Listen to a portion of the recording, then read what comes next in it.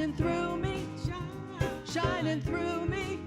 Oh, I feel the spirit of love shining through me, yeah, shining through me. I feel the spirit of love shining through me, shining through me. I feel the spirit of love shining through me, shining through me. Shine, shine, shining through me, shining through me. Shine, shine, shining through me, shining through me. I feel the spirit of joy shining through me, shining through me. I feel the spirit of joy shining through me, shining through me. I feel the spirit of joy shining through me, shining through me. I feel the spirit of joy shining through me, shining through me. Shine, shine, shining through me, shining through me. Shine, shine, shining through me, shining through me. I feel the spirit of God shining through me, shining through me. Yeah. I feel the spirit of God shining through me, shining through me. I feel the spirit of God shining through me, shining through me. I feel the spirit of God shining through me, shining through me. Shine, shine, shining through me, shining through me. Shine, shine, shining through me, shining through me. This little light of mine, I'm gonna let it shine. This little light of mine, I'm gonna let it shine. This little light of mine, I'm gonna let it shine. This little light of mine, I'm gonna let it shine. This little light of mine, I'm gonna let it shine. This little light of mine, I'm gonna let it shine. This little light of mine, I'm gonna let it shine. Well, good morning, Unity. So glad to have you here today. I'd like to welcome you to the Sunday worship celebration at Unity of Sacramento International Spiritual Center. We are the proud affiliates of Unity Worldwide Ministries, the Association for Global New Thought, and the Association of Agape Communities. Now, whether you've been coming for a long time, or you come sometimes, or even if this is your first time, no matter who you are, no matter where you're from, who you love, this is that month, isn't it? Or how you vote. When you are here, you are at home, and that includes the live streamers. Let's give some love to our live streamers. Oh my goodness. You know, I just want you, no, don't sit down yet. Let's get up and move around a little bit. There's a lot of love in the room that needs to be circulated, so how about that? We'll sing you into it, okay? Go ahead. Greet each other, a fist bump, a hug, however it works for you. I'm gonna let it shine, this little light of mine. I'm gonna let it shine, this little light of mine. I'm gonna let it shine, this little light of mine. I'm gonna let it shine, this little light of mine. I'm gonna let it shine, this little light of mine. I'm gonna let it shine, this little light of mine. I'm gonna let it shine. Shine, shining through.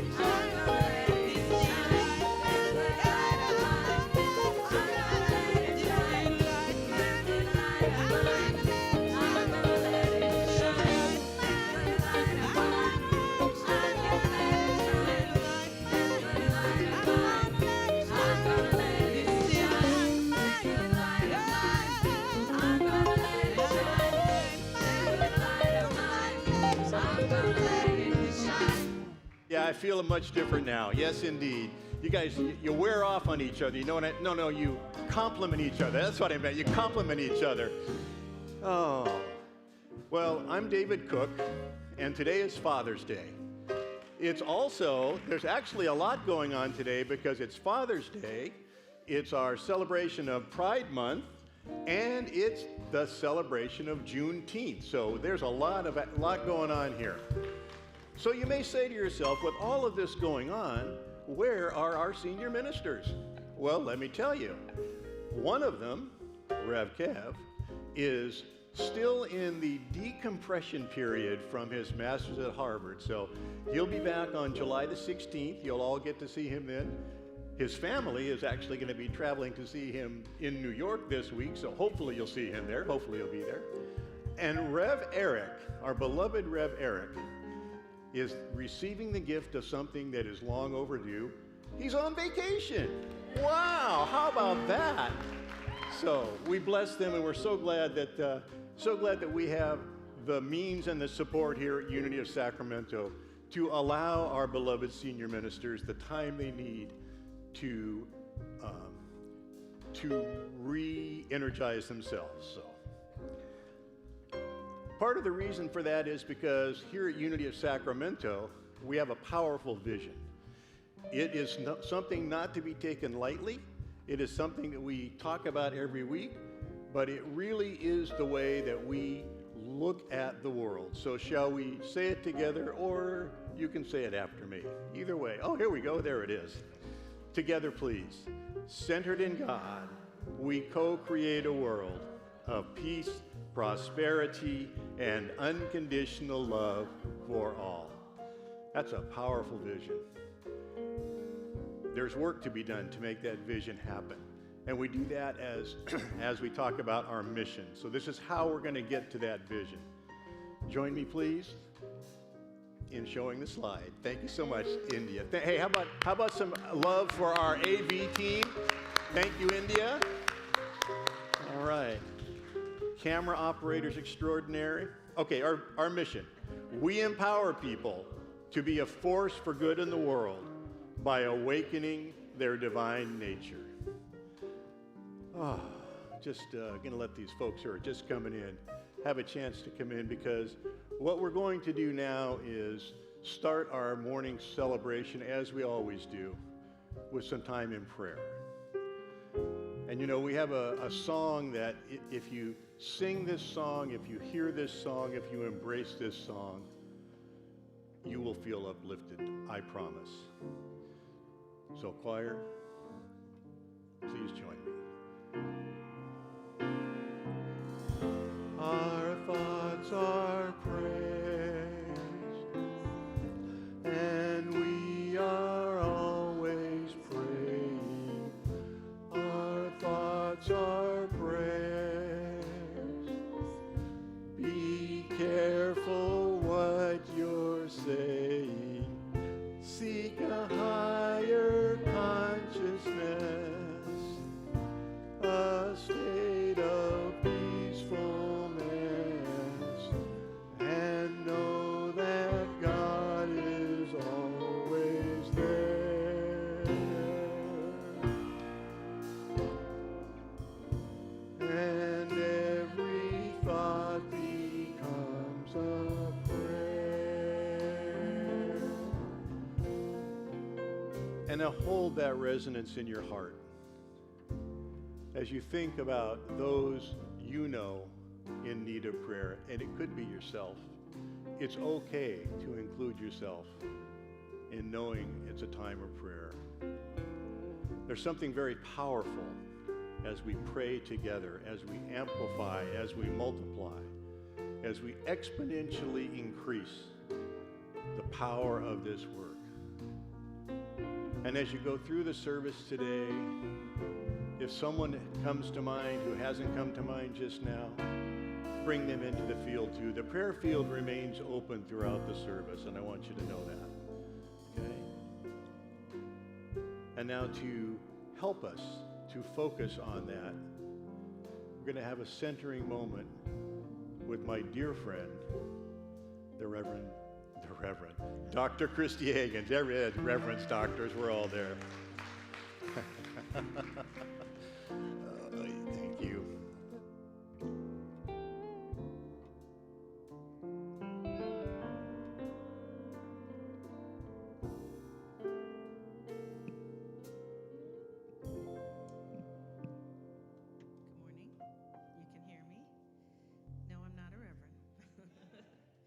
But you can call me Dr. Christy. And yes, I think deep down in my soul, what's it called?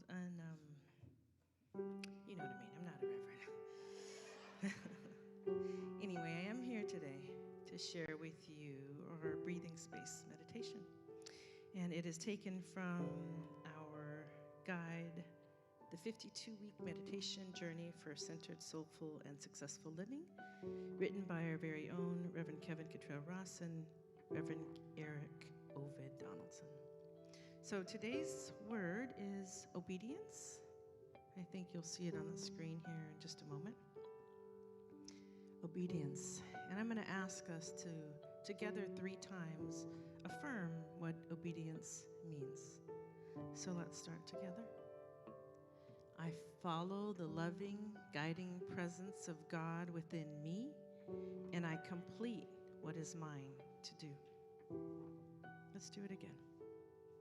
I follow the loving, guiding presence of God within me, and I complete what is mine to do. And before we do it a 3rd time, I want you to really try to embody what obedience means. So let's take a deep breath in and exhale, and let's say it for the 3rd time. I follow the loving, guiding presence of God within me, and I complete what is mine to do. Having kind of set the foundation for obedience, I invite you to take in this quote from Eugene H. Peterson, and it reads, "Studying the Bible is more important than obeying it, because if you don't understand it rightly, you will obey it wrongly, and your obedience will be disobedience." Kind of deep, huh? I'm going to read that again and just take this in, right? Studying the Bible is more important than obeying it, because if you don't understand it rightly, you will obey it wrongly, and your obedience will be disobedience. So I invite you now to gently close your outer eyes if you feel so comfortable, so that you can open your inner eye. And to gently place your feet flat on the ground, to open up your hands, place them gently on your lap, and open your hearts. And just breathe into this moment, allowing yourself to be present. To be present to the presence.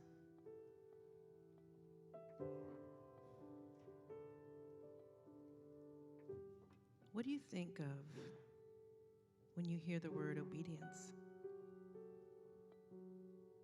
Does it trigger thoughts of submission or generate feelings of defiance? Does it bring up issues around authority and demands for compliance? Our society often views obedience as conformity and servility to an overbearing authority, or an act of weakness from an indebted and destitute soul. But can obedience mean something different? Can we display obedience without surrendering our dignity? Spiritually speaking, obedience can have a softer, more loving connotation. Obedience to God is a natural occurrence to those who experience God's loving presence and want to remain in its blessed alignment. the need for willful resistance dissolves into a willingness to trust that all things truly are being beautifully orchestrated for the good of all concerned. In the midst of many appearances to the contrary, this not only requires a willingness, but also a discipline and a faith that is anything but weak. The outcome of spiritual obedience is one of absolute abundance and inexplicable joy. For the love of God is eternally seeking to bless you as you listen, and then dutifully complete what is yours to do. As we prepare to spend a few moments in the sweet sacred silence, I ask you to consider this question. In what ways have you benefited when you obeyed your first mind, your God? Consider that question as you remember to be grounded in our affirmation that I follow the loving, guiding presence of God within me, and I complete what is mine to do.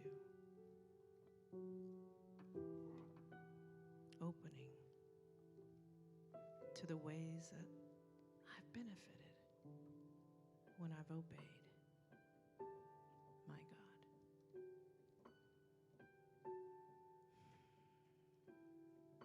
In the silence.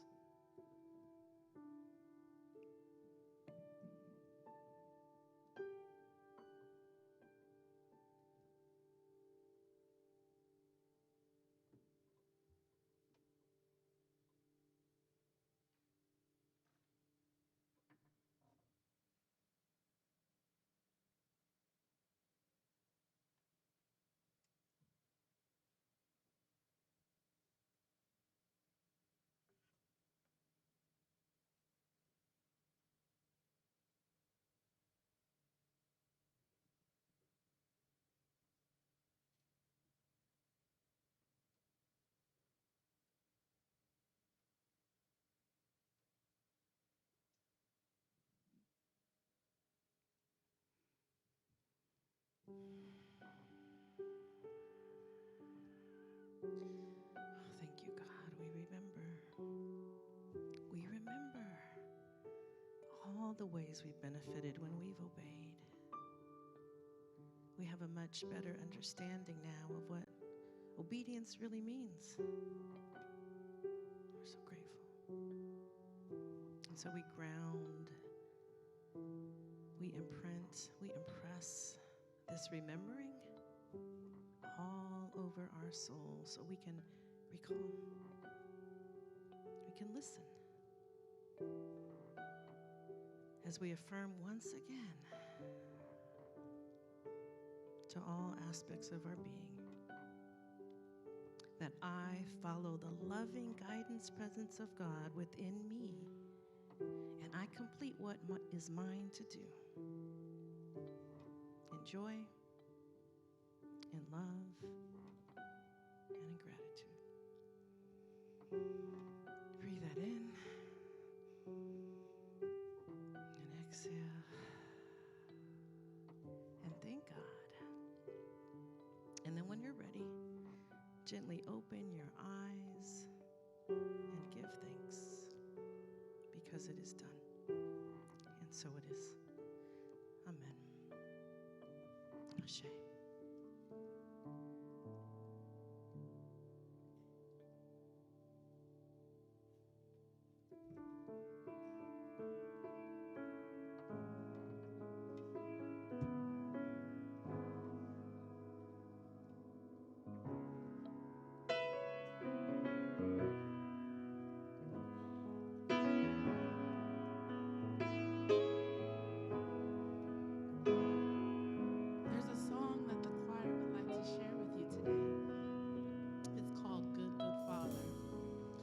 And today we celebrate our earthly fathers. Shout out to my daddy back home in Louisiana. This song says, "You're a good, good father."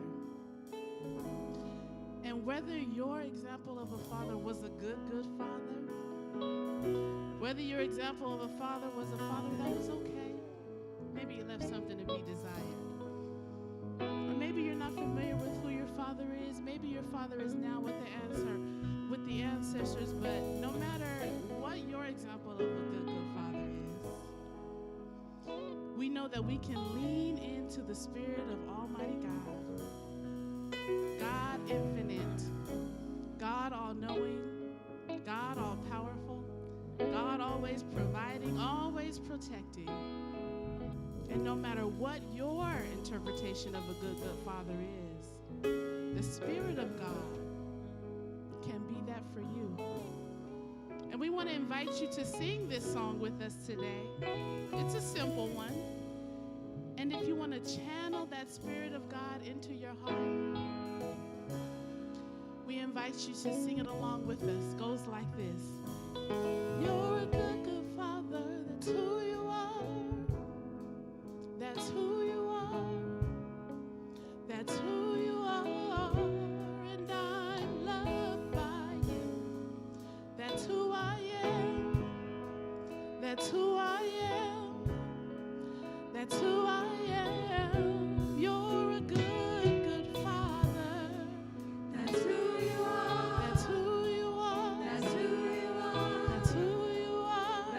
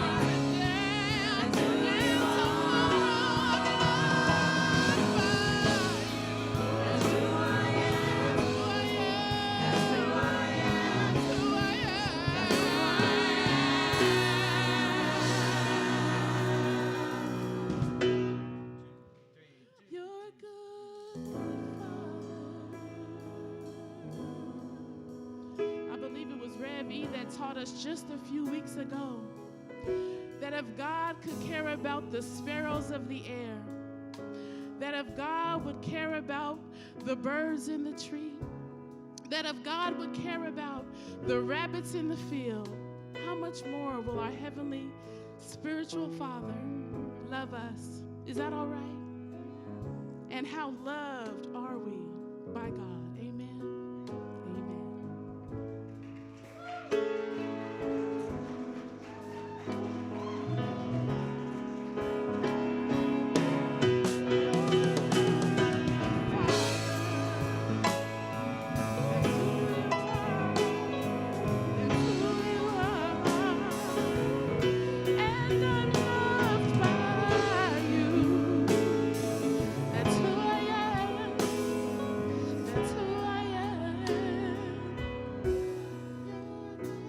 I'm just taking a minute to take it in. First of all, Dr. Christie, you are a reverend, and thank you so much for that beautiful meditation. And who knew that Redalia Kilson was auditioning to be a reverend as well? Holy smokes, thank you so kindly. Chet, Chakra, you guys are the rock, and we really appreciate you every single time you play. Thank you, thank you, thank you.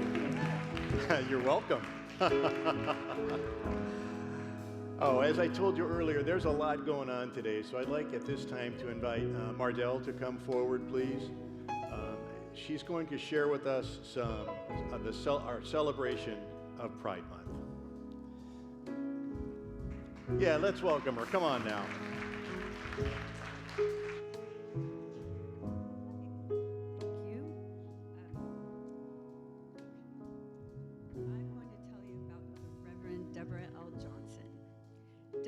Johnson is the founder of Inner Light Ministries, an omni-faith spiritual community in Santa Cruz, California, nearing its 25th anniversary. She also founded the Motivational Institute, an organizational development consulting firm specializing in cultural diversity. Rev Deborah was born in Los Angeles, California in 1956 and came of age during the tumultuous 1960s and early 70s with urban riots, assassinations, and burgeoning feminist and LGBTQ movements.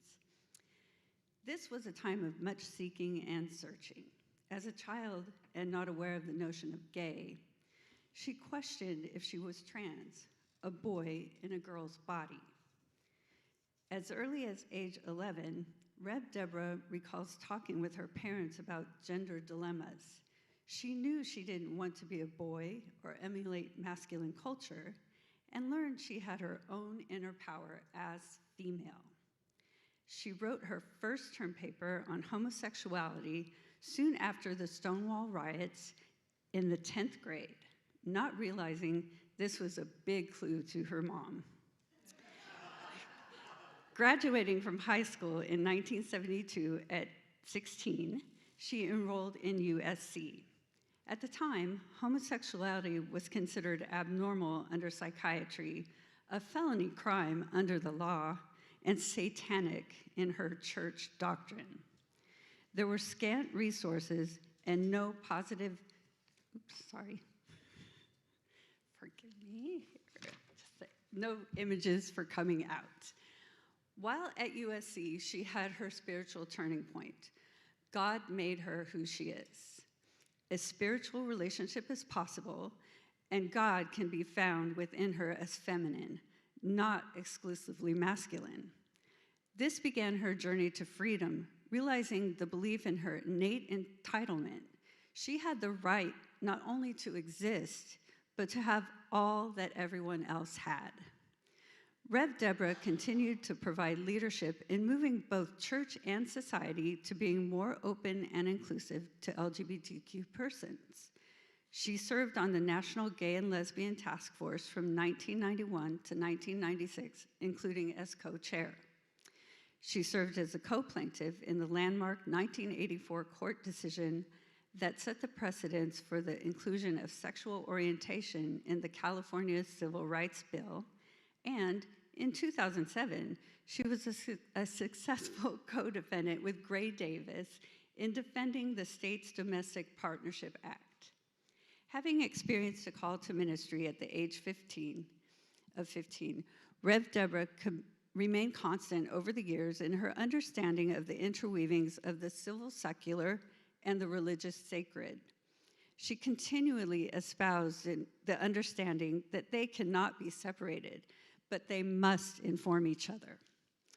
For her social justice work, she has received many awards, including induction into the Morehouse College MLK Junior Board of Preachers, and she was an inaugural New Thought Walden Award honoree. She is the author of The Sacred Yes and The Deepest Intent, a member of Delta Sigma Theta, a board member of the Pachamama Alliance, and a founding member of the Agape International Spiritual Center with Michael Bernard Beckwith. She also serves with Rev. Kevin Ross on the Leadership Council of the Association of Global New Thought, and she is a ministerial instructor at Holmes Institute and Agape University.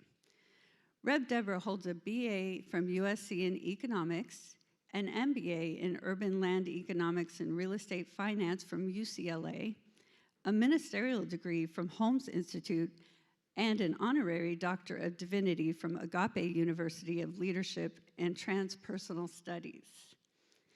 Wow, she's incredible. I invite you to find out more about Rev. Deborah Johnson by visiting websites for LGBTQ religious archives and Inner Light Ministries.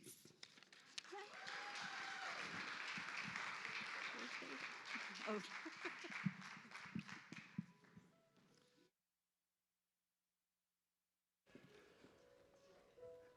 Thank you so much, Mardell.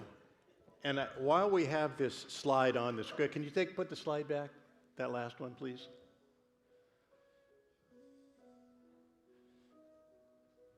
If you can find it. That's at the other end. There we go. Oh, that was it.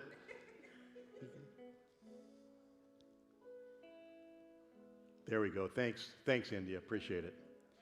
So let's affirm this together, shall we? This is the Unity World Headquarters Statement of Inclusion, Diversity, Equity, and Acceptance in Unity.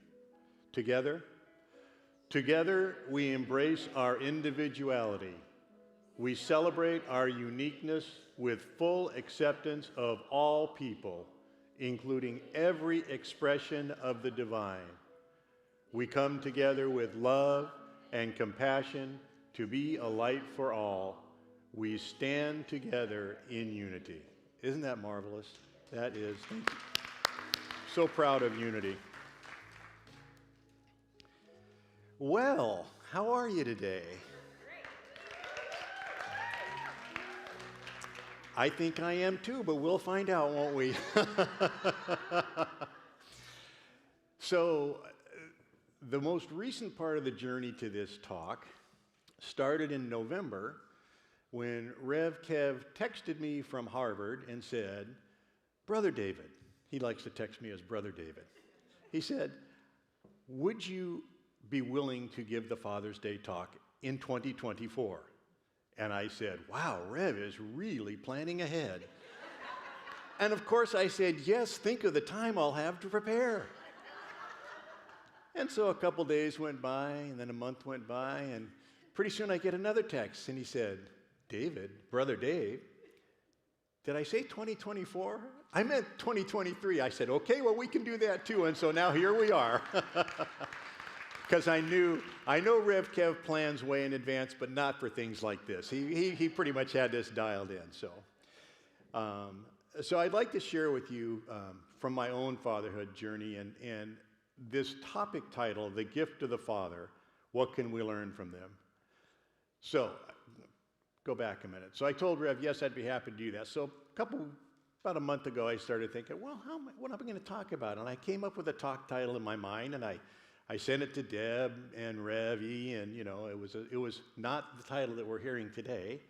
So I'm working away on this talk, and it's just not coming together. It's not coming together. So I finally got to a place on last week where I thought, well, this will work.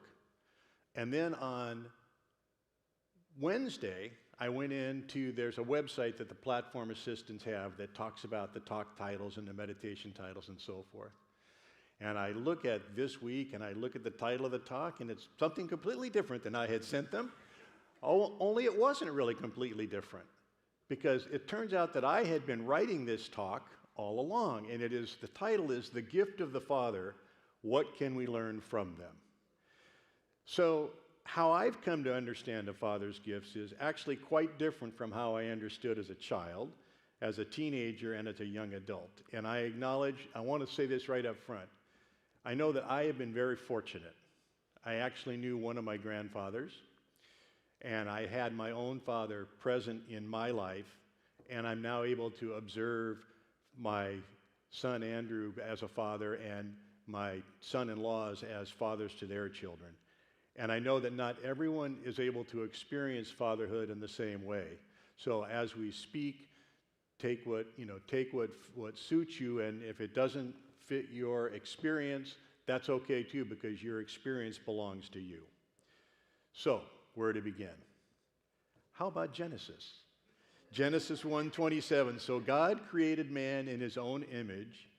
In the image of God, he created them. Male and female, he created them. Can there be a greater gift from the Father than the very creation of our being?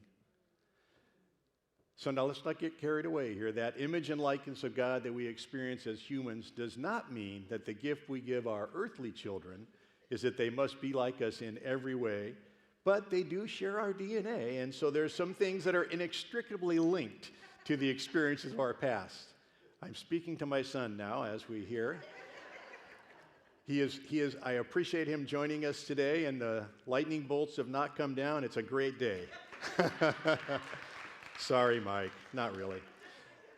So there is perhaps some irony in the fact that I judged my fathers and my grandfathers for not being what my perfect image of them as fathers was, when in fact they all had positive assets for me to embrace, and assets that I deemed less desirable. There were actually very valuable lessons of how I did not want to be.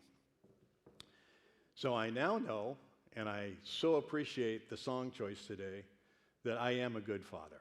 I know that. But I haven't always known that. Thank you. And part of the reason I had my doubts as a child is because I was trying to identify what it means to be a father by looking at the father role models in my life. So in my case, that journey begins with my grandfathers. Well, I should say my grandfather, because I never knew my maternal grandfather, Willis Lee Landers. He was divorced from my grandmother sometime before 1950, which I know because I've been doing genealogy research, and it showed up in a census that in 1950 she was divorced. Who knew?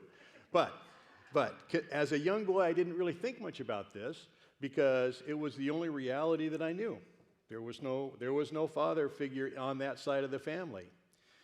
And I know now that the predominant female influence on that side of the family, my grandmother was a single working woman right after World War II, raising 2 daughters in post-war Southern California. And it did impact my later perception of what it meant to be a man and a father.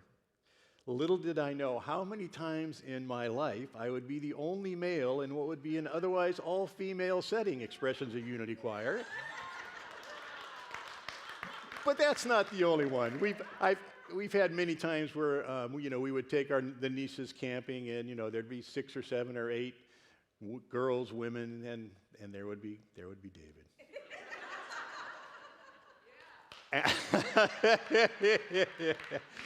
However, as you can see, I've come through relatively unscathed, unharmed. It works out okay. Now, on my dad's side, Grandpa Cook, his name was Cooley. My grandpa's name was Cooley. Now, I know, when I was a kid, I thought that was a pretty weird name, too. And you know what? I still think it's a pretty weird name. But Cooley was his name. It was his given name, and that was all good. He was an outdoorsman. He lived in in the green woodlands of southeastern Oklahoma. He liked to hunt squirrels and fish, and it was a life that he would never willingly have left. But after World War II, his 2 older children, my Aunt Mabel and my dad, Lee. Actually, my dad's name is Lee Dale. They're from the South, and you got to have 2 names, right? Now, I thought you had to have two names so that when you were in trouble, you knew right away it was you. But it turns out it was just his name, Lee Dale Cook, right? And they all called him that for the rest of his life. I didn't. I called him Dad, so, you know. So, but anyway, my grandpa would never willingly have left that, but his two older children moved to Southern California. My dad was in the Navy, my uncle was in the Army, and this is where they ended up. Now, I may be projecting here, but based on the evidence that I saw, Grandpa spent the next 20 years of his life pouting and wishing that they would go back to his own understanding of paradise, which was squirrel hunting in, you know, there are not a lot of squirrels in the LA area that are available for hunting. I'm just saying. And although I never asked him directly, I think Grandpa was a little disappointed that his only son, my dad, really had little interest in that version of outdoor life. He thought of him as a mama's boy who'd rather play the piano and sing at church. And what's wrong with that? Come on now, right? So that's something my dad did for many years, even after he'd served in the Navy. So Grandpa Cook made his transition in 1972 when I was 18 years old, and at the time I had a very different understanding of how his legacy impacted my life. Because you see, in addition to my dad and my aunt, there was a third child, my Aunt Carolyn, Dorothy Carolyn, because she too has two names, who had moved to California briefly but then ended up back in Oklahoma. And so for many years, my grandpa insisted that he and my grandmother would make an annual pilgrimage on Route 66 to visit their baby girl and her family. And the gift that I now know that Grandpa was giving me was that it's very important to stay connected to family, whatever the physical distance involved, doesn't matter. They're still your family. So Grandpa may have missed the hunting and fishing, but he missed